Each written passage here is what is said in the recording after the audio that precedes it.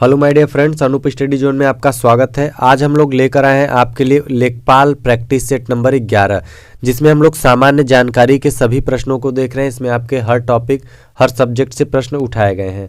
ठीक है, तो आज हम लोग का है प्रैक्टिस सेट नंबर 11। अभी तक आप लोगों ने पिछले प्रैक्टिस सेट्स को नहीं देखा है तो डिस्क्रिप्शन में आपको लिंक मिल जाएगा, वहाँ से जा करके सभी प्रैक्टिस सेट को देख सकते हैं। तो आज का हम लोग पहला प्रश्न स्टार्ट करते हैं।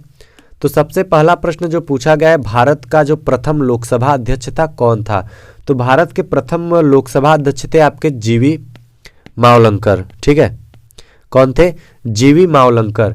जो जीवी मावलंकर भारत के प्रथम लोकसभा अध्यक्ष थे, जिनका कार्यकाल आपका 21 मार्च से, ठीक है, 21 मार्च 1950 से था इनका 19 दिसंबर 1958 तक ये कार्यरत थे।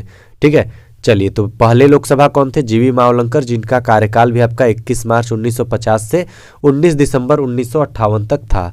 ठीक है, चलिए अगला प्रश्न है आपका, भारत का पहला मुख्य चुनाव आयुक्त कौन था? तो जो आपके भारत का पहला मुख्य चुनाव आयुक्त थे वो कौन था? सुकुमार सेन। सुकुमार सेन भारत के पहले मुख्य चुनाव आयुक्त थे। ठीक है, चलिए अगला प्रश्न देखिए। अगला प्रश्न है आपका, निम्नलिखित में से किस राज्य ने सबसे पहले पंचायत राज प्रणाली की प्रारंभ की थी? तो जो पंचायत राज आप आज देखते हैं, पंचायत राज प्रणाली सबसे पहले राजस्थान में प्रारंभ किया गया था। ठीक है, राजस्थान के नागौर में वहां पे आपका 2 अक्टूबर 1959 को पंचायती राज व्यवस्था को अपनाने वाला राजस्थान का पहला जिला था। कौन था? नागौर। नागौर वहाँ का पंचायती राज अपनाने वाला सबसे पहला जिला था, जो 2 अक्टूबर 1959 को अपनाया था। इसके बाद आंध्र प्रदेश ने भी इस व्यवस्था को अपनाया। भारतीय उपमहाद्वीप में पंचायती राज व्यवस्था स्थानीय स्वशासन को जो प्राचीनतम प्रणाली है। ठीक है, चलिए अगला प्रश्न देखिए। अगला प्रश्न है, यदि कोई ग्राम पंचायत विघटित होती है तो कितनी अवधि के भीतर चुनाव कराए जाने चाहिए? तो वो आपका 6 माह के अंदर चुनाव करा लेना चाहिए। पंचायत के भंग होने की स्थिति में नए चुनाव पंचायत भंग होने की तारीख से 6 महीने की अवधि के अंदर संपन्न हो जाना चाहिए। नवनिर्वाचित सदस्य 5 वर्ष के पूर्ण कार्यकालिक के लिए नहीं, बल्कि शेष कार्यकालिक के लिए पद जो होते हैं ग्रहण करते हैं। यानी कि यदि किसी भी 2 साल के बाद यदि आपका ग्राम पंचायत क्या होता है, विघटित हो जाता है, तो 6 महीने के अंदर क्या होता है, 6 महीने के अंदर दूसरा चुनाव करके नए ग्राम पंचायत को घोषित किया जाता है। और वो क्या करेंगे, केवल बचे हुए कार्यकाल का, वो आपका कार्यकाल के लिए ही नियुक्त होंगे। ठीक है, इसके बाद क्या होगा, इसके बाद फिर से चुनाव होगा और फिर से नई नियुक्ति की जाएगी। चलिए अगला प्रश्न देखिए। भारतीय संविधान का अनुच्छेद 370 के बारे में है। जो भारतीय अनुच्छेद 370 है वह किसके बारे में है? तो भारतीय अनुच्छेद 370 किसके बारे में है?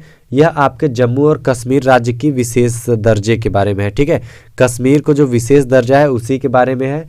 जम्मू और कश्मीर राज्य का विशेष स्वायत्तता वाले राज्य का दर्जा प्रदान करता है। इस अनुच्छेद को संविधान के भाग आपके 21 में शामिल किया गया है, जो कि अस्थायी, संक्रामक और विशेष उपबंधों से संबंधित है। ठीक है, अनुच्छेद 370 के तहत कश्मीर का विशेष दर्जा दिया गया है। ठीक, चलिए अगला प्रश्न देखिए। अगला प्रश्न है आपका, संविधान का कौन सा संशोधन जो है राजनीतिक दल बदल से संबंधित है? तो यह आपका है 52वां संशोधन। ठीक है, संविधान 52वें संशोधन अधिनियम आपका आया था 1985 में आया था। कब आया था? 1985 में। यह व्यवस्था की गई कि यदि कोई संसद सदस्य या विधानसभा सदस्य दल बदल करता है या दल द्वारा निकाल दिया जाता है जिसने उसे चुनाव में खड़ा किया था, या कोई निर्दलीय उम्मीदवार जो चुने जाने के 6 महीने के बाद किसी राजनीतिक दल का सदस्य बन जाता है, वह सदन का सदस्य होने के अयोग्य करार दिया जाएगा। इसी अधिनियम में राजनीतिक दलों के विभाजन या उनके विलय से संबंध में समुचित प्रावधान भी, यानी कि नियम भी दिए गए हैं। ठीक है, चलिए अगला प्रश्न देखिए। अगला प्रश्न है आपका, राजनीति शास्त्र को अर्थशास्त्र किसने कहा था? ठीक है, तो ये आपके किसने कहा था? बकील ने कहा था। ठीक है, बकील औ कोम के अनुसार इनका पूरा नाम था बकील औ कोमे। ठीक है। बकील और कोमे जो के अनुसार राजनीति शास्त्र को भी कभी विज्ञान का दर्जा नहीं दिया जा सकता। बकील के अनुसार सभी कला विषयों में राजनीति शास्त्र सबसे अधिक पिछड़ा हुआ है। ठीक है, चलिए अगला प्रश्न देखिए। अगला प्रश्न है राज्य के अधीन क्या है। जो राज्य होता है उसके अधीन क्या क्या होता है। ऑप्शन दिया हुआ है केवल बाह्य संप्रभुता, केवल आंतरिक संप्रभुता, आंतरिक एवं बाह्य दोनों संप्रभुता, या फिर न बाह्य न ही आंतरिक संप्रभुता। तो जो राज्य के अधीन होता है आंतरिक एवं बाह्य दोनों संप्रभुता जो होती है ये राज्य के अधीन होती हैं। ठीक है, आमतौर पर क्या होता है एक क्षेत्रीय आंतरिक क्षेत्र के भीतर पूर्ण अधिकार संबंधित होता है या संप्रभुता में निश्चित रूप से आंतरिक और बाहरी आयाम होते हैं। आंतरिक रूप से एक संप्रभु सरकार एक वैसी आबादी का नियत प्राधिकारी होता है जिसे बल का प्रयोग कर एकाधिकार प्राप्त होता है। यह अपने क्षेत्र के भीतर सर्वोच्च प्राधिकारी होता है। ठीक है, चलिए अगला प्रश्न देखिए। अगला प्रश्न है निम्न में से किसने प्रभावक समूह को विधानमंडल का तीसरा सदन माना है। तो यह आपका किसने माना है। एच.एफ. जो फाइनर थे, ठीक है, H.M. फाइनर थे, उन्होंने माना है। H.M. फाइनर ने दबाव समूहों को विधानमंडल की तीसरी सभा के रूप में वर्णन किया गया है। दबाव समूह एक संगठित सामाजिक समूह है जिसमें संगठन का आधार लोगों के विशिष्ट हित होते हैं। इसके सदस्य समान जो अधिवृत्तियां होती हैं अथवा जो हितों के द्वारा परस्पर जोड़ होते हैं, यही समान और अधिवृत्तियों दबाव समूहों का जो सांगठनिक आधार होता है वो प्रदान करते हैं। ठीक है, तो जो आपके जो प्रभावक समूह को विधानमंडल का तीसरा सदन माना है वह आपके किसने, H.M. फाइनर ने। ठीक, चलिए अगला प्रश्न देखिए। अगला प्रश्न है आपका राष्ट्रपति को किस अनुच्छेद के अंतर्गत यह अधिकार प्राप्त होता है कि वह वित्तीय आपातकाल लागू कर दे। तो वित्तीय आपातकाल लागू उनको किसमें अनुच्छेद में है, अनुच्छेद 360 के अनुसार। जो भारतीय संविधान के अनुच्छेद 360 के संबंध में वित्तीय आपात से है, इसे अनुच्छेद के अनुसार यदि राष्ट्रपति को प्रतीत होता है कि ऐसी स्थिति में उत्पन्न हो गई है जिससे भारत या उसके राज्य क्षेत्र के किसी भी भाग का वित्तीय स्थायित्व या आपका प्रत्यय संकट में है, तो वह इस उद्घोषणा द्वारा वित्तीय आपातकाल लागू कर सकता है अनुच्छेद 360 के अनुसार। ठीक है, चलिए अगला प्रश्न देखिए। अगला प्रश्न जो है आपका भारतीय दंड संहिता जो IPC होता है वह कौन सी धारा समलैंगिक जो लंपट या फिर उभय लैंगिक और जो परालैंगिक होते हैं LGBT समुदाय से संबंधित रखता है। तो यह आपका रखता है जो आपका IPC धारा 377 के अनुसार। भारतीय दंड संहिता अधिनियम आपका आया कब था, तो ये आपका आया था 1860 में। भारतीय दंड संहिता समिति कब आया था, 1860 में आया था। अधिनियम की धारा 377 के अंतर्गत जो आपका लेबिसियन या फिर गे ये सब ट्रांसजेंडर तथा होमोसेक्सुअल क्रियाओं का अपराध घोषित किया गया है। इस प्रकार के अपराधों को अप्राकृतिक माना गया है। ठीक है, चलिए अगला प्रश्न देखिए। अगला प्रश्न है आपका भारतीय संविधान का अनुच्छेद यानी आर्टिकल 1 भारत को क्या घोषित करता है। तो आर्टिकल 1 में आपका भारतीय संविधान है जो भारत को एक राज्य का संघ घोषित करता है। क्या है, भारत एक राज्य संघ है। भारतीय संविधान के धारा 1 में जो देश के नाम संघ के भू क्षेत्र तथा भारत से संबंधित है जिसके अनुसार भारत राज्यों का एक संघ होगा। इसमें यह भी कहा गया है कि भारतीय भू क्षेत्र में सभी राज्यों के भू क्षेत्र संघ शासित राज्यों के भू क्षेत्र और अन्य भू क्षेत्र जो भारत में है शामिल होंगे। ठीक है, चलिए अगला प्रश्न देखिए। अगला है आपका संघ जो सूची है उसमें कितनी मदें हैं। तो संघ सूची में टोटल कितनी मदें हैं, 97 मदें हैं। संघ सूची या सूची में 100 विषय शामिल है, यद्यपि अंतिम विषय की संख्या जो है 97 है। भारतीय संविधान के भाग में आपके भाग 11 में यह सूची दी गई है जिस पर कानून बनाने का अधिकार केंद्र सरकार के पास केवल होता है। ठीक है, चलिए अगला प्रश्न देखिए। अगला प्रश्न है आपका संविधान की उद्देशिका यानी जो प्रस्तावना है उसका संशोधन कितनी बार किया गया था।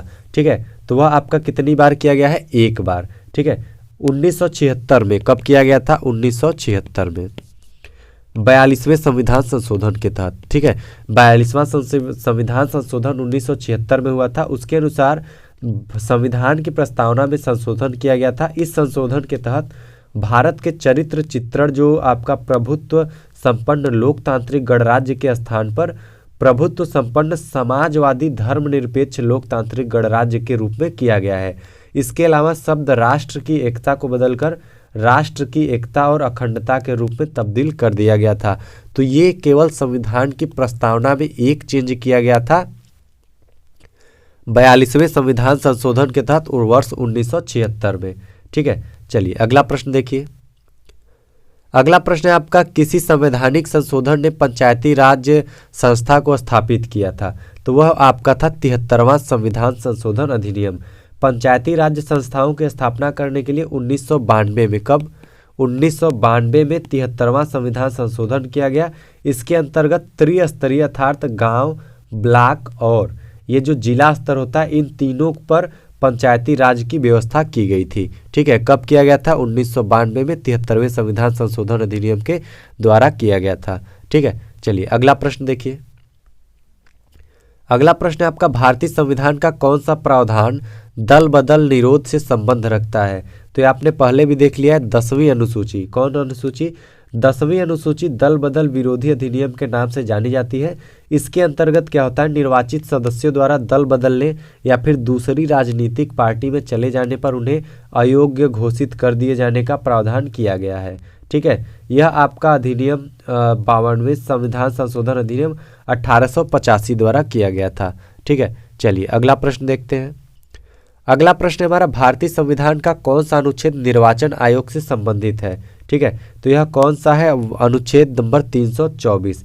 ठीक है, भारतीय संविधान के अनुच्छेद 324 के अनुसार मतदाता सूचियां जो है तैयार कराने, लोकसभा का चुनाव, प्रत्येक राज्य की विधानसभा का चुनाव, राष्ट्रपति और उपराष्ट्रपति का चुनाव, ये सभी चुनाव को नियंत्रित करने के लिए, निर्देशित करने के लिए और चुनाव का सही रूप से संचालन और निरीक्षण का पूर्ण अधिकार चुनाव आयोग में निहित होता है। जो चुनाव आयोग होता है, चुनाव आयोग में सभी प्रकार के चुनाव कराने और चुनाव में पूर्ण अधिकार होता है उसके निरीक्षण करने का। ठीक है, चलिए अगला प्रश्न देखिए।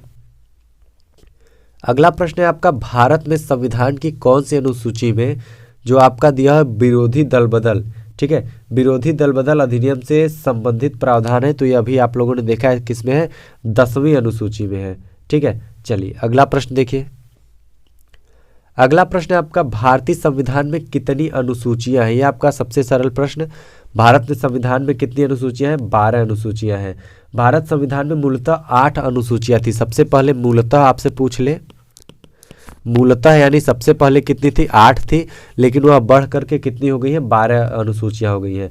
विभिन्न संविधान संशोधनों द्वारा 4 और अनुसूचियों को शामिल किया गया है। वर्तमान में टोटल 12 अनुसूचियां आपको देखने को मिलती हैं। अनुसूचियां मूलतः ऐसी सूचियां हैं जिसमें वह अतिरिक्त ब्यौरा शामिल है जिसका वर्णन अनुच्छेदों में नहीं किया गया है। ठीक है, तो अनुसूचियां क्या होती है? जो आपका अतिरिक्त विवरण होता है, जो अनुच्छेद में वर्णन नहीं किया गया है, वो आपका अनुसूचियों में वर्णित कर दिया गया है। ठीक है, चलिए अगला प्रश्न देखिए। अगला प्रश्न है आपका, कौन से संशोधन में भारतीय संविधान की प्रस्तावना में धर्मनिरपेक्ष और समाजवादी शब्द जोड़े गए हैं? ठीक है, तो यह आपका 42वें में जोड़ा गया है। ठीक है, 2 नवंबर 1976 को, कब? 2 नवंबर 1976 को आपका 42वां संविधान संशोधन हुआ था, जिसमें आपका संविधान की प्रस्तावना में संशोधन किया गया, जिसमें आपका प्रभुत्व संपन्न लोकतांत्रिक गणराज्य के स्थान पर क्या करा गया था? प्रभुत्व संपन्न समाजवादी जो आपका धर्मनिरपेक्ष लोकतांत्रिक गणराज्य के रूप में वर्णित किया गया था। इसमें एक और शब्द को परिवर्तित किया गया था, राष्ट्र की एकता को। राष्ट्र की एकता में परिवर्तित करके राष्ट्र की एकता और अखंडता शब्द का प्रयोग किया गया था। ठीक है, कब किया गया था? 2 नवंबर 1976 42वें संविधान संशोधन के तहत किया गया था। ठीक है, चलिए तो आज के लिए बस इतना ही। यदि आपको वीडियो अच्छा लगा तो लाइक करें, कमेंट करें, शेयर करें। यदि अभी तक आप लोगों ने चैनल को सब्सक्राइब नहीं किया है तो चैनल को सब्सक्राइब जरूर से ज़रूर कर लें। हमारे चैनल पर यूपीपी स्पेशल, लेखपाल, एसआई, एसएससी, जीडी सभी की क्लासेस संचालित हैं। यदि आप लोगों ने नहीं देखा है तो प्लेलिस्ट में आप जा करके उन क्लासेस का लाभ उठा सकते हैं। तो आज के लिए बस इतना ही, मिलते हैं अगले वीडियो में, तब तक के लिए धन्यवाद।